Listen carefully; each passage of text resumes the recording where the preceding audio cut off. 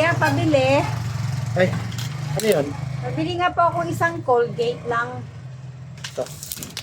At saka ano pa pala kuya, dalawang kalamansi, pansit canton. Yung tag 18 lang. Sige po.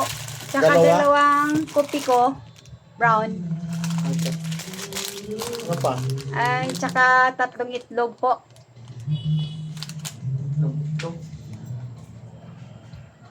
Ito lang?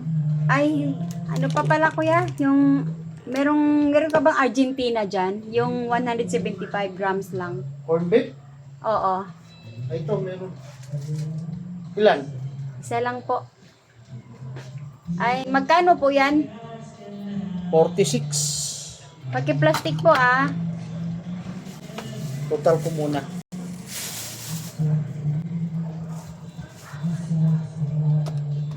$46 plus dalawang kopi ko brown, 15 ng isa, 30 plus tatlong itlog, 30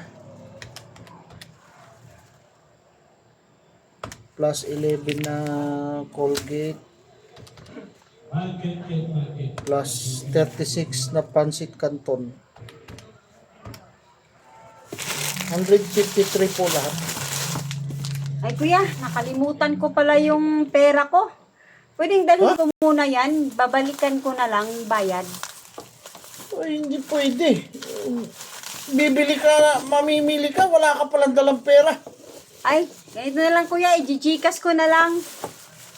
O sige, Gcash mo. Isa Sandali lang. susunod, siguraduhin mo pag namili ka, magdala ka ng pera. Pambira. Ay naku kuya, lowbat man, yung cellphone ko pala.